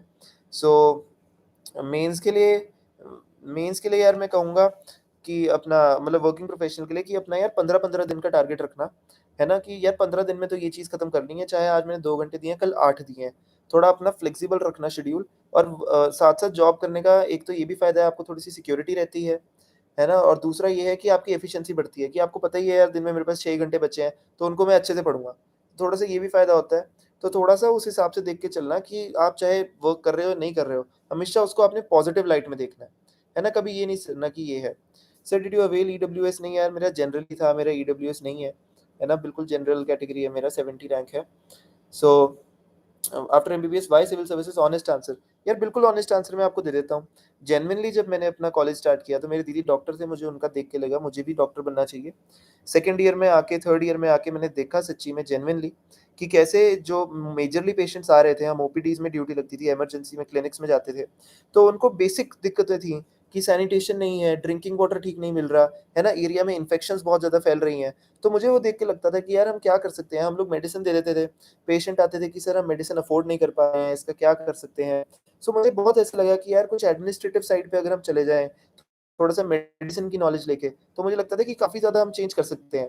प्लस मुझे थोड़ा-सा लाइफ़ में मोनोटनी इतनी नहीं पसंद थी कि मैं अपने आप को नहीं इमेजिन कर पा रहा था, है ना, 9 टू 5 ओपीडी में या इमरजेंसी में ही। तो मुझे लग रहा था कि मैं कुछ ब्रॉडर प्लेटफ़ॉर्म पे काम करना चाहता हूँ, जहाँ मैं सच्ची में डाइवर्सिफ़ाई कर सकता हूँ, है ना? कि अलग-अलग स्ट्रीम्स में मैं काम करूँ, मैं अलग-अलग चीज़ें मुझे सीखने को मिली। तो इसलिए मैंने सोचा था कि मैं सिविल सर्विसेज़ करता हूँ एंड अब I am hopeful I will be able to fulfil my target, है ना? जो भी मैंने अपने मन में सोच रखे हैं, तो मैं उस हिसाब से वो काम करूँगा, है ना? तो ये ऑनेस्टली मेरा एमबीबीएस में आने का रीज़न था। डेली टारगेट्स मैं नहीं रखता था। मैकबुक और आईपैड नेसेसरी फॉर प्रिपरेशन? बिल्कुल भी नहीं। मैं 2 तरह के लोग होते हैं, एक होते हैं जो ऑनलाइन डिजिटली अपने नोट्स कंपाइल करते हैं, एक है जो ऑफलाइन है। अभी भी ये मेरे साइड में टेबल है, उसपे मेरे सारे नोट्स इकट्ठे हो रखे हैं, मैं सिर्फ़ फिज़िकल कॉपी में ही काम करता था। मेरे से ऑनलाइन वाले, है ना, नहीं सँभलते थे, मेरे से उतना यूज़ नहीं होता था। बट ऑनलाइन भी अगर आप मैनेज कर सकते हो वो बेस्ट है, ऑफलाइन है तो भी आप देख सकते हो उसको, है ना? सो एस्से की स्ट्रैटेजी बता रहे हैं, पूछ रहे हैं सब, तो मैं एस्से की भी स्ट्रैटेजी आपको बता देता हूँ। एस्से में ऐसा था यार कि मैंने ज़्यादा तैयारी नहीं करी, क्योंकि एंड के टाइम था अगेन, बट मैं फिर भी बता रहा हूँ, थोड़ा-सा मेरा बैकग्राउंड था, मैं रीडिंग करता था बचपन से, तो थोड़ा-सा ईज़ी हो सकता है मेरे लिए। मैंने अनुदीप दुरी शेट्टी सर का ब्लॉग पढ़ा था, है ना? जिसमें उन्होंने हेल्थ, एजुकेशन, टेक्नोलॉजी इन सब के ऊपर टेम्पलेट्स दे रखे थे। आजकल यूपीएससी टेक्निकल एसेस कम पूछता है, फिलॉसॉफिकल पे ज़्यादा ज़ोर है, बेटर भी है, क्रिएटिवली एक्सप्रेस कर सकते हो। तो उसके अंदर मैंने दोनों एसेज़ जो चूज़ किए थे, उनकी मैंने इंट्रोडक्शन में स्टोरी से स्टार्ट किया था, है ना? दोनों सिविल, एक मैंने य या स्टार्ट किया था डॉक्टर रवि कनन की स्टोरी से, एक मैंने स्टार्ट किया था जो एक स्कीम आई है माई विलेज माई फॉरेस्ट फ़ाज़िलका में, जहाँ मियावाकी टेक्निक से ट्रीज़ उगा रहे हैं। तो दोनों, एक थोड़ा करंट अफेयर लिंक्ड स्टार्ट था, एक मेरा स्टोरी के फॉर्म में स्टार्ट था, दोनों मैंने ऐसे किए थे। और हाँ यार, मेरा टेलीग्राम चैनल है ना? मैं वो लिख देता हूँ और मेरी इंस्टाग्राम आईडी भी है। आप दोनों पे कनेक्ट कर सकते हैं। टेलीग्राम चैनल मैं उस पे कुछ ना कुछ शेयर कर देता हूँ। मैं टाइप कर देता हूँ अपना वो, आप लोग उस पे भी जुड़ सकते हैं। डॉक्टर आदित्य शर्मा के नाम से है, आदित्य में डबल ए है और इंस्टाग्राम आईडी है मेरी।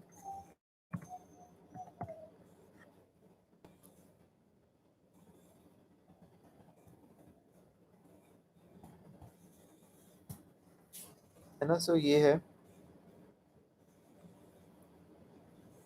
सो मैंने पिन भी कर दिया है ना, इंस्टाग्राम और टेलीग्राम है, आप काइंडली उसको देख लो, चेक कर सकते हो आप उसको।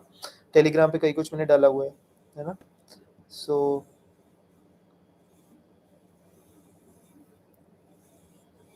how much time duration is sufficient for a beginner level candidate to complete only GS, pre plus mains entire syllabus?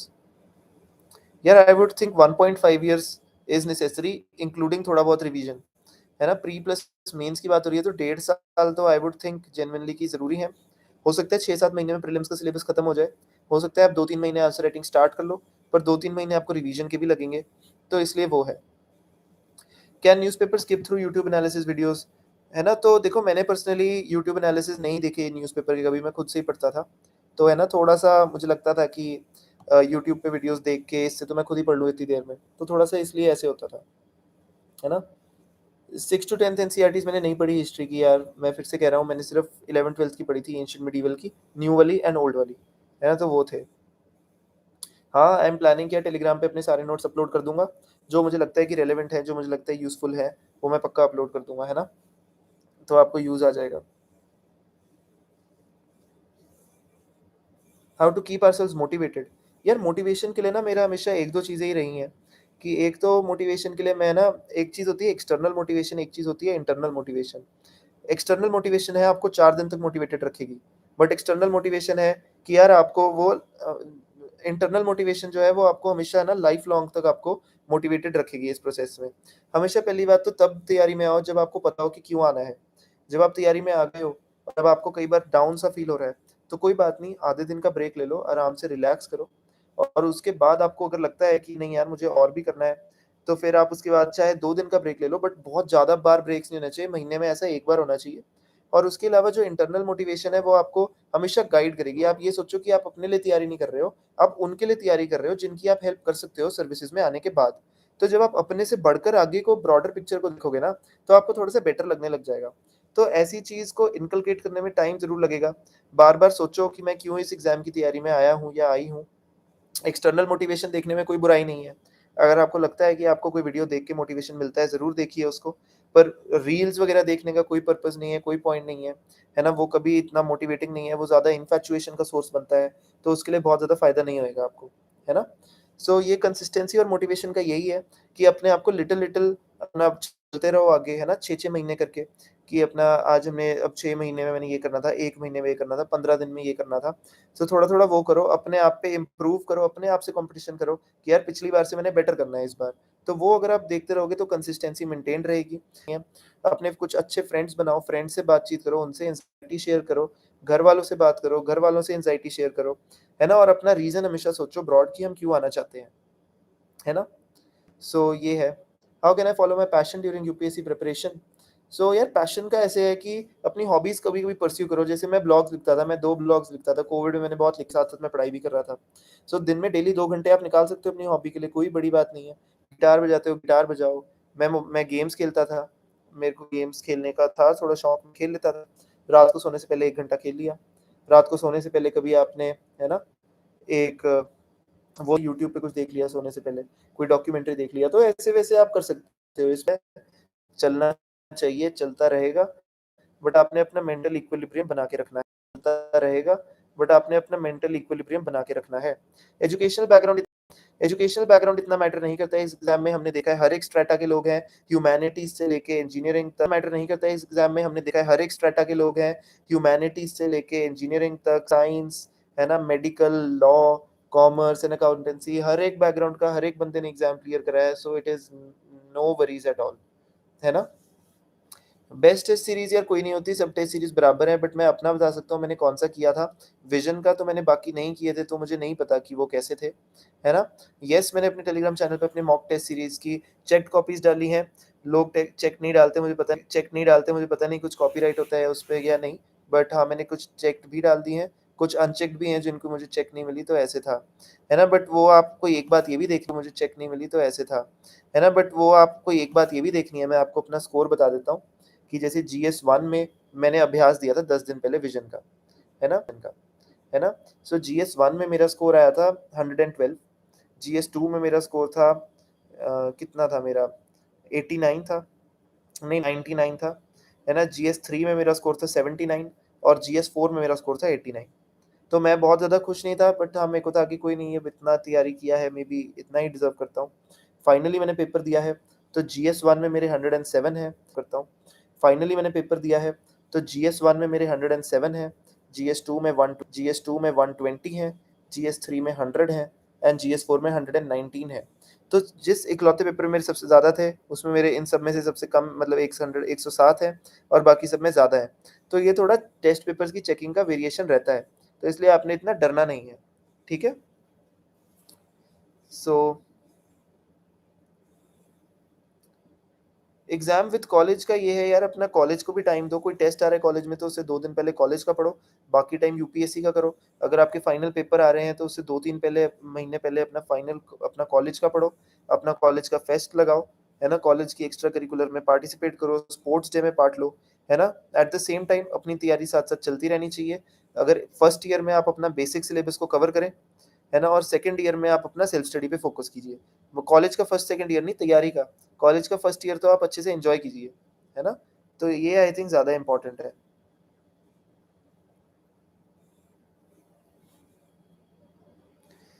Polity मेरे लिए भी काफ़ी स्ट्रगल रहा था काफ़ी टाइम तक, बट कमाल की बात है कि मेरे मुझे लगता था कि मेरा पॉलिटी सबसे वीकेस्ट सब्जेक्ट है, बट प्रीलिम में 10 क्वेश्चन थे पॉलिटी के, मेरे 10 के 10 ठीक है, और जीएस 2 में 120 है।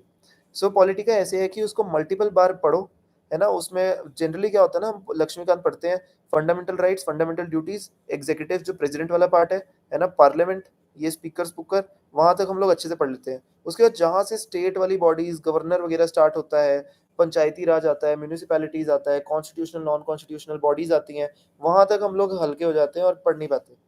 सो इसलिए मैं आपको कह रहा हूँ कि लक्ष्मीकांत का पढ़ने का आर्ट ये है कि स्टार्टिंग वाला पार्ट तो अच्छे से करो ही, पर एंड वाले पार्ट को छोड़ना नहीं है।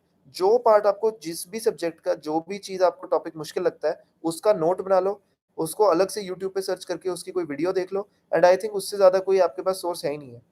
जो मुश्किल लग रहा है उसकी आप स्पेशली वो कर लो।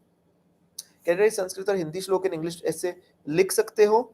इंग्लिश में लिखना उस श्लोक को ज़्यादा इन डेप्थ या ज़्यादा डीप नहीं होना चाहिए, है ना? सर्वे भवन्तु सुखिनः आप ऐसी चीज़ लिख सकते हो, है ना? वो वाली बात ठीक है।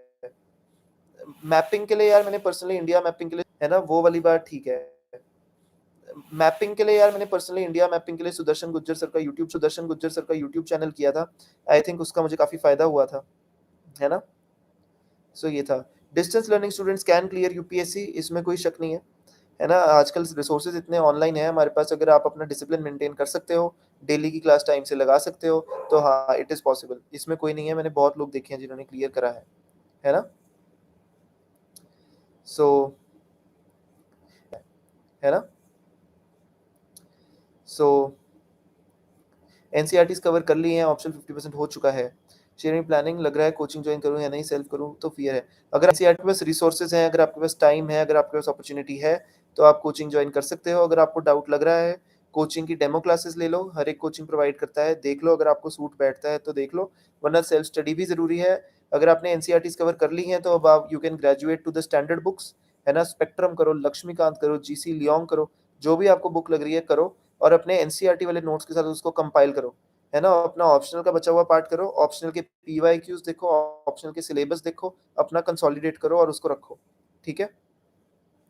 तो ऐसे है। How to analyse previous year questions and understand syllabus. Analyse करो, आप क्वेश्चन देखो। मैंने एनालाइज किया था कि मैं देख रहा हूँ एक साल लेफ्ट विंग एक्सट्रीमिज्म आ रहा है, एक साल कुछ और आ रहा है, फिर से लेफ्ट विंग एक्सट्रीमिज्म आ गया, तो मतलब ये टॉपिक इंपॉर्टेंट है। विमेन एम्पावरमेंट पे क्वेश्चन है, हाँ आया है, यहाँ भी आया है, यहाँ भी आया है। तो ऐसे करके एनालाइज करो, साल के पैरेलली लिख लो सारे साल के जीएस 1 के क्वेश्चंस, टॉपिक्स में डिवाइड कर लो। ये सोसाइटी के क्वेश्चंस हैं, ये ज्योग्राफी के हैं, ये इसके हैं, हिस्ट्री के हैं, वो नोट कर लो। फिर जो जो उसमें रिपीट हो रहे हैं टॉपिक्स या थीम्स, उनको गोला मार लो, है ना? अलग से लिस्ट बना लो, वो वाले लिस्ट के क्वेश्चंस फिर आप कर लो, है ना? तो फिर वो वाला पार्ट ज़रूरी है, वो आप फिर ऐसे करके करोगे, ठीक है? सो ये इसमें इंपॉर्टेंट है। यस, आंसर राइटिंग में करंट अफेयर्स, गवर्नमेंट डेटा लिखना बहुत इंपॉर्टेंट है, उसको लिंक करना बहुत ज़रूरी है। उसको कैसे बिल्ड करें? आप जब इकोनॉमिक्स सर्वे बजट करेंगे, आपको स्कीम्स दिख जाएँगी। जब आप मेंस का सिलेबस का पढ़ोगे, एग्रीकल्चर तो एग्रीकल्चर पढ़ोगे तो एग्रीकल्चर की स्कीम्स पढ़ोगे। जब आप पीवाईक्यू एनालाइज़ करोगे कि यार हर साल फूड प्रोसेसिंग पे क्वेश्चन आता है, तो आप फूड प्रोसेसिंग की स्कीम्स करोगे। तो ये सब उसी से होएगा, है ना? तो थोड़ा-थोड़ा ऐसे करके आप देखना। ठीक है? State PCS versus UPSC CSE variation रहता है दोनों में, है ना? क्वेश्चंस का फॉर्मेट अलग है। हिमाचल में प्रीलिम्स में 30% प्रीलिम्स का आता है, हिमाचल स्पेसिफिक आता है, मेंस में 33% हिमाचल स्पेसिफिक आता है। तो इसलिए वो ज़रूरी है, वो इम्पोर्टेंट है। तो है ना, वो आप ज़रूर एक बार देखना कि अपने स्टेट सब्जेक्ट के स्पेसिफिक पीवाईक्यूज़ करना। बट अब काफ़ी ज़्यादा जो स्टेट पीसीएस है, उनका जो मेंस है, वो यूपीएससी लेवल की तरफ जा रहा है। तो it is good to prepare for UPSC and then also alongside preparing for state पीएससीज़, है ना? थोड़ा-सा वो देख लेना। How to read monthly magazines. तो मंथली मैगजीन्स का तो ये है यार कि मंथली मैगजीन्स में मैं जनरली इकोनॉमी और एनवायरनमेंट के पढ़ लेता था, उसमें जो बहुत इंपॉर्टेंट वाले हैं वो अल्ट्रा मार्क कर लेता था, है ना? सो वो बड़ा इंपॉर्टेंट था। तो मैंने ये मंथली मैगजीन्स में मैं ये ज़्यादा पढ़ता था। बाकी उसके बाद कुछ है तो वो, है ना, वो फिर उसके अलावा आपकी मर्ज़ी है, टाइम है तो पढ़ लो, और कल्चर पढ़ लो, आईआर का पढ़ लो पार्ट। बेस्ट है कि पूरी मंथली मैगज़ीन ही पढ़ लो, है ना? इसमें कुछ नहीं है। तो रिवीजन का टाइम मुझे पता है नहीं मिलता कई बार, उसमें जो आपने अल्ट्रा मार्क करे हुए हैं वो बार-बार पढ़ लेना फिर, है ना? So how to stop overthinking while preparing, यार वो तो ओवरथिंकिंग का रहता ही है। कोरा पे मैं बड़ा देखता था लोगों के आंसर्स की, यार कितने मार्क्स आए, कैसे हुआ, कैसे चल रहा है। ओवरथिंकिंग करते हैं लोग, बट ओवरथिंकिंग इतने लेवल की नहीं होनी चाहिए कि आपका जो एक्चुअल तैयारी है वो आपकी कहीं न कहीं किसी न किसी तरह से हैम्पर हो जाए, है ना? वो नहीं हमने करना। यार पोस्ट कोई पावरफुल नहीं होती, आईएएस, आईपीएस कोई पावरफुल पोस्ट नहीं होती। पावर सिर्फ़ उस चीज़ की है कि आप कितना सोसाइटी में चेंज ला सकते हो, है ना? उस चीज़ के लिए ही पेपर दिया है, पावर की कोई बात ही नहीं होती और होनी भी नहीं चाहिए। और जो इसमें पेपर में आई थिंक पावर की लालच से आता है, मैंने देखा है कि उनका पेपर जनरली नहीं क्लियर होता है। क्योंकि हमारे वो आंसर्स में बात झलकती है, वो रिफ्लेक्ट होती है, इंटरव्यू में पर्सनैलिटी में दिखता है, तभी इतने लेयर का पेपर है। पावरफुल नहीं है, हर एक का अपना इंडिपेंडेंट रोल है सोसाइटी में और हर एक लोग अपना, है ना, काम करना चाहते हैं, मुझे लगता है। So did you do answer writing from day one? Day one से मैंने आंसर राइटिंग कभी नहीं करी। अगेन वेरी क्लियरली मैं बोल रहा हूँ, जब मेरा सिलेबस खत्म हो गया था प्रीलिम्स का सारे सब्जेक्ट्स का, then I started with answer writing. But if you have time and if you are, आपको लग रहा है करना चाहिए, तो अपना सब्जेक्ट एक खत्म हुआ है तो सब्जेक्ट खत्म होने के बाद आंसर राइटिंग स्टार्ट कर दो उस सब्जेक्ट की, जो उसके स्टैटिक क्वेश्चंस है। क्योंकि मोस्टली कई क्वेश्चंस में ना इंटरलिंकिंग करनी होती है हमें, तो जब हमने सारे सब्जेक्ट्स पढ़े हो तो बेटर इंटरलिंकिंग होती है, तो है ना, इसलिए आप वो कर सकते हो। Can I start reading newspaper graduation 1 year? बिल्कुल। ग्रेजुएशन के साथ-साथ आप अपना न्यूज़पेपर रीडिंग स्टार्ट कर दो। कोई उसमें दिक्कत नहीं है, कोई इसमें शक नहीं है ना? न्यूज़पेपर पढ़ना तो अच्छी बात ही है। इंटरव्यू में क्या ना करें? इंटरव्यू में आई थिंक हमें क्या नहीं करना है, वो है कि सबसे पहले आपने, है ना, अपना जो भी, अगर आपका कोई क्वेश्चन गलत है, सो, है ना, उसमें आप वहाँ पे सीधा क्लियरली उन्हें बोल दो, sorry sir, I am not aware of the answer and I will sir go and read about it. बड़े पोलाइटली उनको बोल दो, है ना, कोई इश्यू नहीं है। कोई क्वेश्चन नहीं आता है, ब्लफ नहीं करना है, गेस नहीं करना है, उनसे बड़े कर्टियसली बात करनी है आपने हमेशा। स्माइल करते रहो हमेशा पूरे इंटरव्यू में, वो भी आगे से पूरा टाइम स्माइल करते हैं, है ना? सो फिर वो बहुत ज़्यादा अच्छा एक होलिस्टिक होलसम सा रहता है, कोई डरना नहीं है अननेसेसरीली, वो सिर्फ़ आपको जानने परखने के लिए आए हैं। नॉलेज आपकी टेस्ट बहुत हो चुकी है, पर नॉलेज का फिर भी रोल रहता है इंटरव्यू में, अपने आप को थोड़ा उस हिसाब से ढालो, है ना? और कोई भी आंसर है हमेशा मिडल ग्राउंड लेना है, कभी बहुत रेडिकल नहीं होना है, ऑप्टिमिस्टिक होना है, सोशल वेलफेयर की बात करनी है, तो उस हिसाब से हमारा इंटरव्यू का वो है। यार न्यू एनसीईआरटीज़ एंड ओल्ड, अब वो है कि अब आजकल यूपीएससी न्यू एनसीईआरटी से क्वेश्चन पूछ रहा है। Example again ancient medieval culture, तो न्यू एनसीईआरटीज़ प्लस ओल्ड दोनों कर लो, तो आई थिंक वो बेटर है ना? एचपी के लिए यार मैंने सिविल स्टैप के ना यूट्यूब पे वीडियोस है, एचपी जीके की ना, 7 डिस्ट्रिक्ट की जीके की, तो वो मैंने देखी थी, वो मेरे को बहुत इंपॉर्टेंट लगी। प्लस जीके की, तो वो मैंने देखी थी, वो मेरे को बहुत इंपॉर्टेंट लगी। प्लस उनकी जो इकोनॉमिक सर्वे और बजट की फ्री यूट्यूब पे वीडियो आती है ना, तो आई थिंक एचपीएस के लिए ये है। मेंस की उनकी एक बुकलेट आती है, उसके अंदर सारे पीवाईक्यूज और सॉल्व टॉपिक्स वाइज उन्होंने हिमाचल जीके दे रखा है, वो है। बाकी तो यूपीएससी वाली तैयारी सेम रहती है ना? तो इसका ये है। यार डीयू स्टूडेंट्स क्यों सिलेक्ट होते हैं? क्योंकि शायद वो ज़्यादा लोग पेपर देते हैं, है ना? तो इसलिए मुझे लगता है वो ज़्यादा सिलेक्ट होते हैं। हाउ टू अप्रोच एथिक्स, वो यार मैंने बता दिया ऊपर, है ना, सारा कुछ, वो बार-बार रेपिटेशन वाली बात हो, अप्रोच एथिक्स, वो यार मैंने बता दिया ऊपर, है ना, सारा कुछ, वो बार-बार रेपिटेशन वाली बात हो जाएगी। इकोनॉमी के लिए हाँ जी, मैंने मृणाल सर की यूट्यूब वीडियोज़ देखे थे, वो मुझे काफ़ी अच्छे लगे थे, है ना? सो आई थिंक आज का सेशन यहीं खत्म करते हैं। इकोनॉमी के लिए हाँ जी, मैंने मृणाल सर की यूट्यूब वीडियोज़ देखे थे, वो मुझे काफ़ी अच्छे लगे थे, है ना? सो आई थिंक आज का सेशन यहीं खत्म करते हैं, क्योंकि बहुत लंबा हो गया है सेशन ऑलरेडी, बाद में जो दोबारा यूट्यूब पे देखेंगे, है ना, मुझे लगता है उनको हो गया है सेशन ऑलरेडी, बाद में जो दोबारा यूट्यूब पे देखेंगे, है ना, मुझे लगता है उनको बहुत ज़्यादा लंबा लगेगा। कोई बात नहीं, we can have another session some time again, ऐसा कोई इश्यू नहीं है ना? मैं यहीं पे, बहुत ज़्यादा लंबा लगेगा। कोई बात नहीं, we can have another session some time again, ऐसा कोई इश्यू नहीं है ना? मैं यहीं पे ही हूँ, आप रिक्वेस्ट कर लेना, आई विल कम अगेन, कोई इश्यू नहीं है ना? सो ओवरऑल ये है, जो अभी डाउट्स आ रहे हैं, आप एक बार वीडियो को ना फिर से देखना स्टार्टिंग से, मोर और लेस मैं हूँ, आप रिक्वेस्ट कर लेना, आई विल कम अगेन, कोई इश्यू नहीं है ना? सो ओवरऑल ये है, जो अभी डाउट्स आ रहे हैं, आप एक बार वीडियो को ना फिर से देखना स्टार्टिंग से, मोर और लेस मैंने कहीं न कहीं ये कवर कर दिए हैं, है ना? सो हम दोबारा मिलेंगे कभी, आप मेरे को इंस्टाग्राम, टेलीग्राम पे जुड़ सकते हैं। टेलीग्राम पे मैंने अपनी पूरी स्ट्रैटेजी लिख रखी है ना? टेलीग्राम मेरा आप दोबारा सर्च कर लेना, डॉक्टर आदित्य शर्मा के नाम से है। आदित्य में डबल ए है स्टार्टिंग में। उसमें मैंने अपने प्रीवियस ईयर क्वेश्चंस जो मैंने लिखे हैं, अपने मॉक टेस्ट पेपर शेयर करे हैं। अब एक ब्लॉग पे मैंने अपनी पूरी स्ट्रैटेजी लिखी है ना? मैंने अपनी बुक लिस्ट उस पे पूरी डाली है। उसके अंदर मैं टाइम टू टाइम कुछ मोटिवेशन का मैसेज भी डालता हूँ, है ना? टाइम टू टाइम मैं कुछ मटेरियल जो मुझे मिलता है अपना पुराना, वो भी मैं डाल देता हूँ। अपने नोट्स भी उस पे डाल दूँगा।